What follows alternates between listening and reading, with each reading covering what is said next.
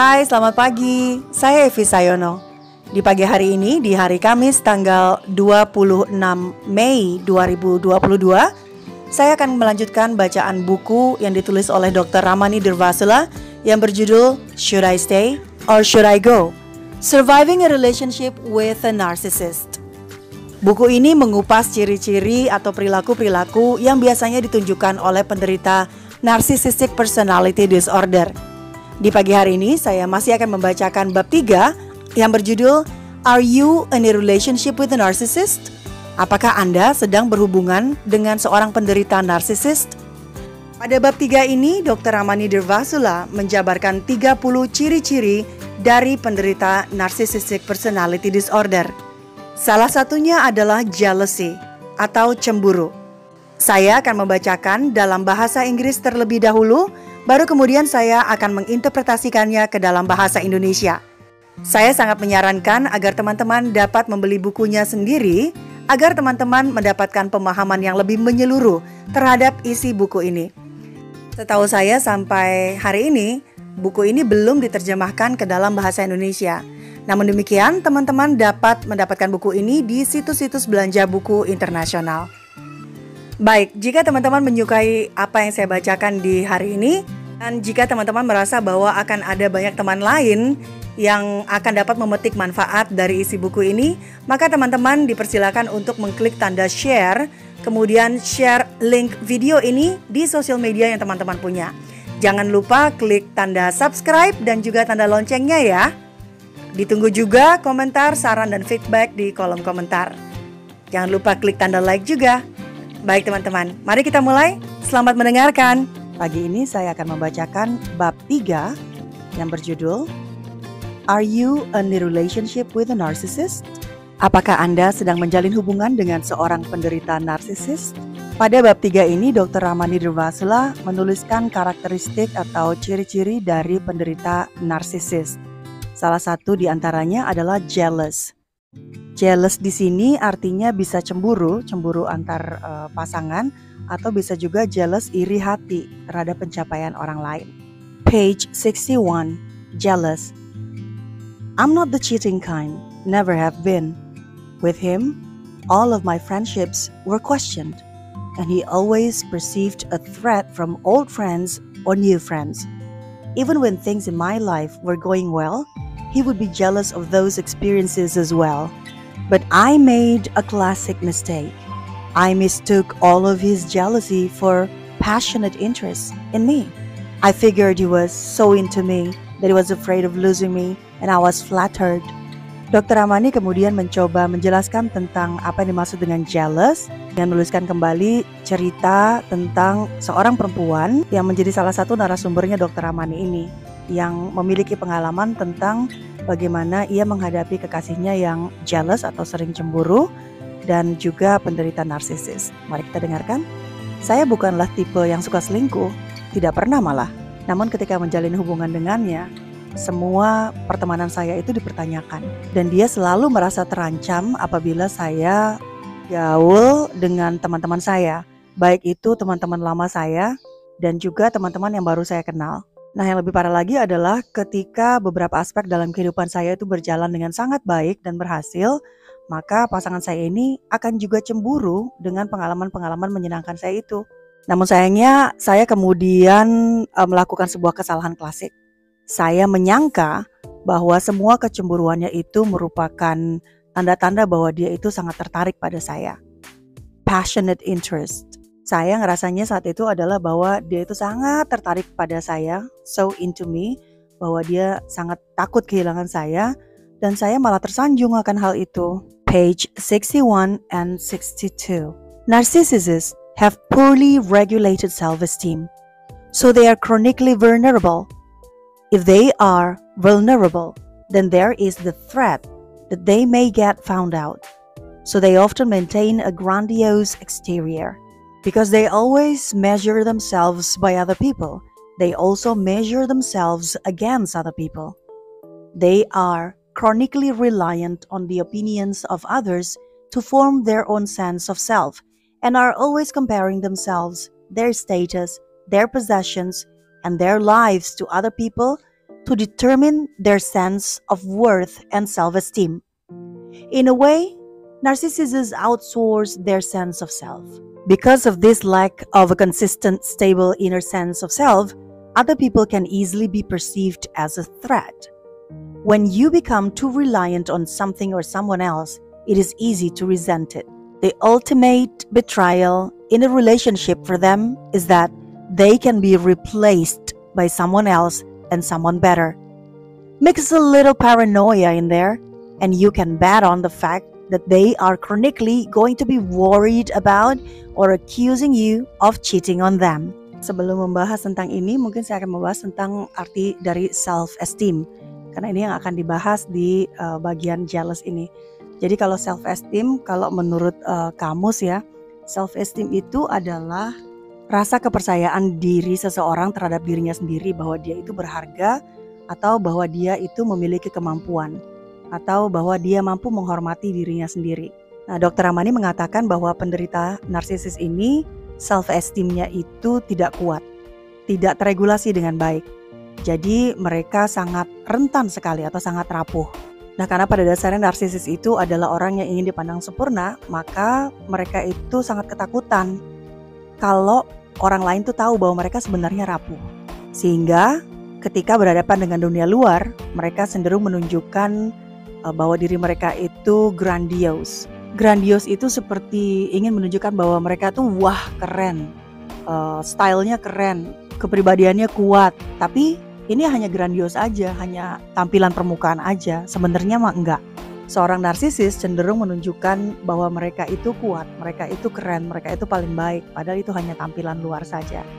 Nah, seringkali mereka itu mengukur dirinya sendiri dengan menggunakan tolok ukurnya orang lain. Mereka juga sering membandingkan diri mereka dengan orang lain. Mereka ini sangat-sangat kronik ya, sangat tergantung terhadap pandangan orang atas dirinya agar mereka bisa membentuk kepercayaan diri. Karenanya mereka terus-terusan membandingkan dirinya dengan orang lain. Statusnya mereka, barang-barang yang mereka miliki juga dibandingkan dengan orang lain. Bahkan kehidupan mereka sendiri pun mereka bandingkan dengan orang lain, agar mereka bisa menentukan seberapa tinggi harga dirinya mereka atau sense of worth, dan juga rasa kepercayaan dirinya mereka. Jadi mereka bisa percaya diri kalau mereka tahu bahwa mereka bisa mengalahkan orang lain. Kayak gitulah intinya. Pendeknya, narsisis itu mengoutsourcekan rasa kepercayaan diri mereka. Outsource itu seperti kita menyewa pihak lain untuk mengerjakan apa yang seharusnya menjadi tugas kita. Nah, dalam case-nya narsisis, kepercayaan dirinya itu baru timbul, baru bisa ada kalau pihak lain sudah menilai dia dengan dia itu baik, dia itu keren. Nah, karena rasa kepercayaan diri dalam dirinya itu tidak konsisten dan sangat kurang, maka ketika ia melihat orang lain itu akan dengan mudah menjadi ancaman buat dia. Kalau dia melihat orang lain lebih keren, maka dia nggak suka. Oh, itu ancaman buat dia. Nah, Dr. Ramani mengatakan bahwa ketika kita menjadi sangat bergantung kepada sesuatu atau seseorang, maka kita akan dengan mudah membencinya. Ultimate betrayal atau pengkhianatan tingkat tinggi dalam sebuah hubungan, menurut mereka adalah bahwa mereka itu akan dengan sangat mudah digantikan oleh orang lain. Orang lain yang lebih baik, orang lain yang lebih keren, lebih kaya, dan seterusnya. Kalau kita campurkan sedikit saja dengan paranoia, by the way paranoia sudah ada di video rekaman sebelumnya ya. Kalau kita masukkan sedikit paranoia aja di dalam situ, maka kita bisa yakin bahwa mereka akan secara kronis merasa terus-terusan khawatir dan akan terus-terusan menuduh kita bahwa kita itu sedang selingkuh dari dia. Page 62, paragraph 2. Their lack of insight means that they're not aware of how their poorly developed self-esteem leads them to feel vulnerable. In fact, they're not only vulnerable but also need validation all the time.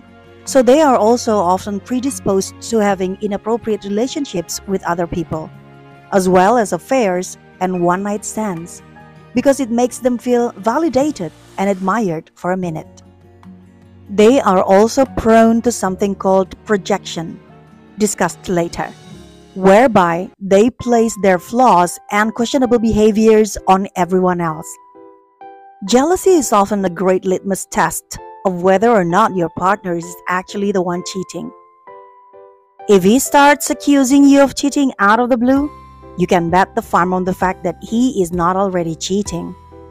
He is likely engaging in some inappropriate relationships that may be ready to veer in that direction. His jealous accusations are often a form of truth serum that can give you insight into his bad behavior. Sebelum menjelaskan bagian ini, mungkin saya mau membahas tentang kata insight. Insight, I-N-S-I-G-H-T, insight.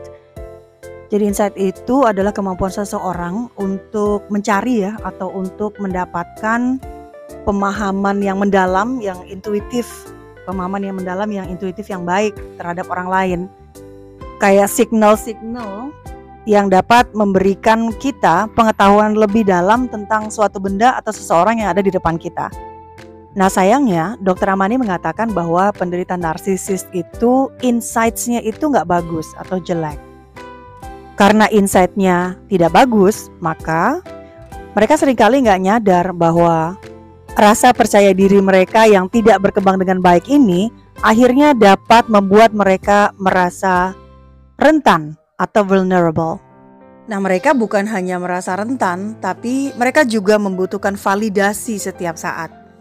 Validasi itu artinya persetujuan, dan mereka membutuhkan persetujuan dari orang lain setiap saat.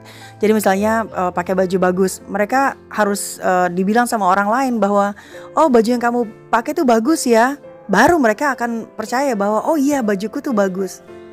Nah parahnya penderita narsisis itu selalu membutuhkan validasi dari orang lain agar merasa dirinya tuh berharga. Nah karena mereka membutuhkan validasi yang terus-menerus dari orang lain, makanya para penderita narsisis ini seringkali terlibat dalam hubungan yang tidak sepantasnya dilakukan bersama dengan orang lain. Misalnya, penderita narsisis memiliki kecenderungan untuk punya affair atau selingkuhan, atau juga one night stand. One night stand itu kayak hubungan, belum pernah kenal sebelumnya, ketemu, and then mereka melakukan hubungan percintaan, tapi hanya satu malam, besoknya nggak kenal lagi. Kenapa para penderita narsisis ini seringkali punya affair atau selingkuhan atau juga one night stand? Karena dengan demikian mereka bisa merasa tervalidasi. Mereka merasa oh iya saya keren, saya ganteng, makanya saya bisa mudah dapetin pasangan. Oh iya saya ternyata dikagumi loh oleh orang lain. Nah ini adalah kecenderungan yang dimiliki oleh penderita narsisis bahwa mereka suka selingkuh, mereka suka one night stand ya karena mereka membutuhkan validasi dan juga butuh dikagumi. Meskipun kekagumannya itu diberikan oleh partnernya hanya untuk sesaat. Para narsisis juga punya kecenderungan untuk melakukan sesuatu yang kita sebut dengan projection. Nah projection ini akan dibahas di bagian selanjutnya nanti. Tapi pada intinya projection itu adalah ketika seorang narsisis memproyeksikan apa yang menjadi kelemahan-kelemahannya dia dan juga perilaku-perilaku yang tidak patut atau perilaku-perilaku yang dipertanyakan itu sebenarnya dia lakukan tapi kemudian itu kayak dilempar ke orang lain. Nah itu namanya projection. Jadi jealousy atau kecemburuan itu sebenarnya bisa menjadi litmus yang baik sekali. Litmus itu kayak kertas lakmus ya yang kita gunakan untuk ngetes kadar asam kalau nggak salah ya. Jadi kalau kita celupkan itu ke cairan tertentu maka ini akan menjadi berubah warna. Dan kita bisa yakin setelah dites dengan kertas lakmus ini maka sebuah benda itu dikatakan memiliki kandungan zat tertentu.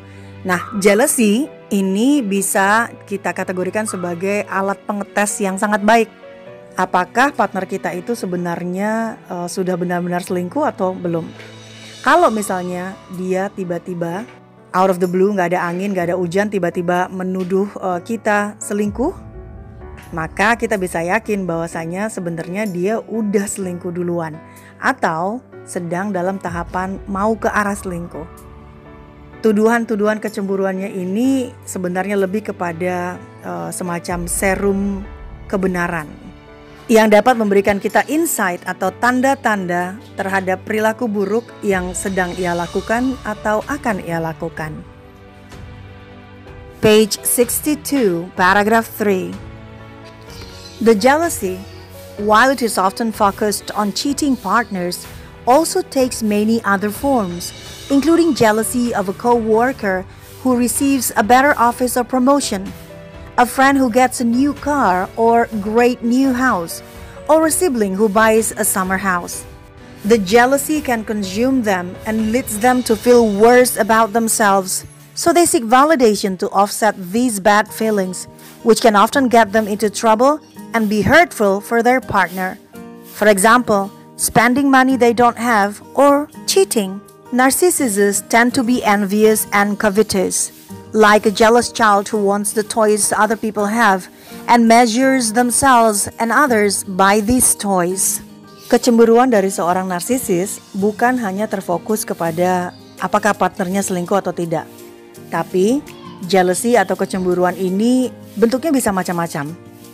Misalnya, cemburu kepada rekan kerja yang menerima promosi atau kenaikan pangkat lebih baik. Atau cemburu pada rekan kerja yang kantornya lebih baik. Atau cemburu terhadap teman lain yang baru saja beli mobil baru atau rumah baru. Atau cemburu dengan saudara atau kakak kandung, adik kandung yang baru saja membeli villa atau summer house. Nah, rasa jealousy atau kecemburuan ini pelan-pelan memakan mereka sendiri dan akhirnya membawa mereka kepada perasaan bahwa mereka itu lebih buruk daripada orang lain. Mereka merasa dirinya sangat buruk, kemudian mereka akan mencari validasi atau pengakuan dari orang lain untuk menyingkirkan perasaan-perasaan gak enak yang mereka miliki saat ini karena kecemburuan itu. Nah, seringkali ketika mereka mencari validasi, mereka melakukan hal-hal yang dapat membawa mereka terhadap masalah. Atau hal-hal yang dilakukan ini cenderung akan menyakiti partnernya. Misalnya, mereka membelanjakan uang yang sebenarnya mereka nggak punya, gitu, ngutang misalnya. Atau selingkuh. Narsisis punya kecenderungan untuk iri. Mereka juga punya kecenderungan untuk menginginkan apa yang dimiliki oleh orang lain. Seperti anak-anak kecil yang lagi ngiri, yang pengen mainan anak lain, dan kemudian mereka baru bisa merasa senang atau merasa berharga kalau mereka udah mempunyai mainan yang dimiliki oleh anak lain itu. Page 63, halaman 63. Monitor whether he becomes jealous of your accomplishments. As long as you are lagging behind him, or he is much more successful financially, career-wise than you, then things will run just fine. Your success in any realm, your career, your education, your raise, your promotion, while initially tantalizing, it makes him look good, in a short time will become threatening. Remember, he is a deep cauldron of low self-esteem. If you succeed, then you may leave him, or you may soak up the admiration that he wants for himself. This jealousy can lead him to undermine you, criticize you, and minimize your success. It does not feel good when the one person with whom you want to share your success is the one who berates it.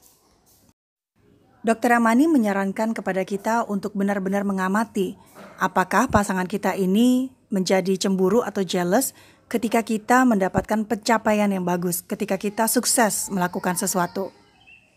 Selama kita berada di belakangnya atau ketinggalan satu step di belakangnya dia, atau ketika dia lebih sukses secara finansial ataupun secara karir dari kita, maka semuanya akan berjalan dengan normal, baik-baik saja.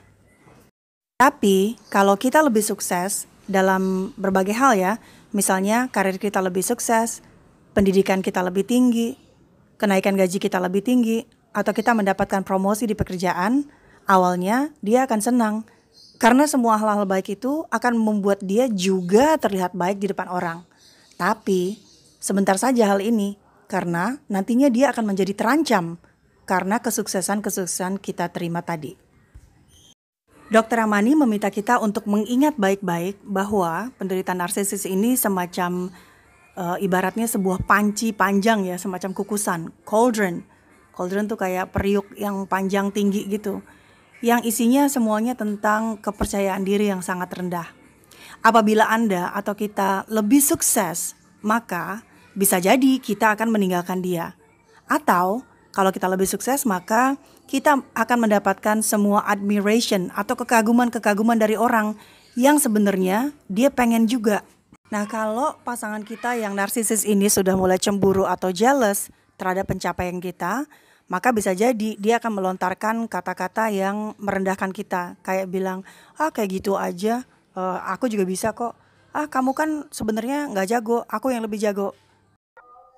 Selain itu, ia juga akan mengkritik kesuksesan yang kita alami dan membuat kesuksesan kita itu seperti terlihat suatu hal yang kecil banget ya, minimize our success. Kan rasanya nggak enak ya ketika kita mencapai kesuksesan, kan kita inginnya berbagi dengan orang yang sangat berarti buat kita, yakni pasangan kita. Jadi kita berbagi dengan dia. Tapi ternyata orang yang kita ingin berbagi kesuksesan itu ternyata malah orang yang marah ketika kita mengalami kesuksesan. Rasanya nggak enak banget pastinya. Page 63. Red flags. Jealous. Pay attention to early and bizarre accusations about infidelity, as well as his covetousness of other people's lifestyle. One theme that emerged consistently in the interviews and observations conducted for this book was the early escalation of jealousy in narcissistic partners. They would be suspicious and ask lots of questions, even sneaking peeks at phones and emails and stalking social media accounts. In many cases, they would limit or forbid contact with friends with whom there could be a possible romantic interest. Jealousy often gets misinterpreted as passion or deep interest. The people I spoke with believed that their new partners cared about them, which was why they were paying such careful attention to the possibility of other people. Provided that you are indeed conducting yourself appropriately in the relationship, this passionate jealousy is often a red flag that is the forerunner of even more controlling and isolating behavior. Red flags. Red itu merah, flags itu bendera. Jadi bendera merah. Bendera merah itu kalau diartikan mungkin artinya kayak tanda-tanda yang muncul di awal sebuah hubungan terkait dengan jealous. Dr. Ramani menyarankan kita untuk benar-benar memperhatikan pada tanda-tanda awal. Misalnya terhadap tuduhan-tuduhan yang aneh terkait ketidaksetiaan. Nah, kita juga disarankan untuk memperhatikan ketika pasangan kita itu mulai menunjukkan rasa iri hati atau rasa ingin tahu yang berlebihan terhadap gaya hidup dari orang-orang di sekitarnya. Satu tema yang muncul secara konsisten dalam wawancara-wawancara dan juga observasi-observasi yang dilakukan Dr. Ramani terhadap narasumbernya ketika menulis buku ini adalah meningkatnya rasa cemburu pada partner-partner yang memiliki gangguan narsisis. Partner yang memiliki gangguan narcissistic personality disorder ini selalu bawaannya tuh akan curiga, bertanya banyak sekali pertanyaan, bahkan sampai rela-rela mengintip telepon dari pasangannya dan juga email-emailnya, atau stalking atau menguntit sosial media dari pasangannya. Pada banyak kasus, biasanya si narsisisnya itu akan mulai membatasi pergaulan dari pasangannya atau bahkan sama sekali melarang pasangannya untuk melakukan kontak dengan teman-temannya, di mana dia curiga bahwa di antara teman-temannya pasangannya itu nanti akan timbul perasaan romantik gitu ya. Atau biasanya muncul percakapan kayak gini, udah blokir aja, udah nggak usah ditemenin. Atau diambil handphonenya si pasangannya, terus kemudian dia yang memblokir teman-teman yang kira-kira akan ada prospek untuk hubungan romantik. Nah, kecemburuan ini seringkali disalahartikan dengan passion atau rasa keingintahuan yang mendalam terhadap pasangannya. Kita sering menyalahartikannya bahwa oh dia itu karena sayang banget sama saya, makanya kemudian dia jadi cemburuan banget gitu. Tidak begitu ya teman-teman, ternyata salah gitu. Nah, kadang-kala di awal hubungan itu sudah muncul nih sebenarnya red flag, cemburunya keterlaluan. Tapi kemudian kitanya menyalahartikan bahwa partner barunya kita itu saking pedulinya sama kita, saking sayangnya sama kita, makanya mereka terlalu memperhatikan hal-hal yang terkait dengan adanya kemungkinan untuk kita menjalin hubungan baru dengan orang. Nah, kalau misalnya kita di awal-awal hubungan itu sudah menunjukkan bagaimana cara menjalankan hubungan yang secara appropriate ya. Kita tidak flirting, kita tidak genit-genit ke orang, tapi kita tetap dicurigai, kita tetap dicemburui, maka ini merupakan sebuah red flag atau peringatan yang muncul di awal hubungan. Bahwa kalau di awal-awal aja udah kayak gini, maka ini adalah seperti penanda bahwa nantinya partner baru kita ini akan lebih suka mengontrol dan juga akan menunjukkan perilaku yang suka mengisolasi kita dari teman-teman kita yang lain, dan nantinya malah akan semakin parah. Baik, itu adalah akhir dari jealousy. Baik teman-teman baru saja mendengarkan sebuah buku yang berjudul Should I Stay or Should I Go? Surviving a Relationship with a Narcissist, yang ditulis oleh Ramani Dirvasula PhD. Saya masih membacakan bab 3 yang berjudul Are You in a Relationship with a Narcissist? Terima kasih telah meluangkan waktunya untuk mendengarkan bacaan buku saya di hari ini. Sampai jumpa di lain kesempatan dalam video berikutnya, masih membahas buku Should I Stay or Should I Go? Surviving a Relationship with a Narcissist. Saya Evi Sayono, terima kasih dan sampai jumpa. Dah.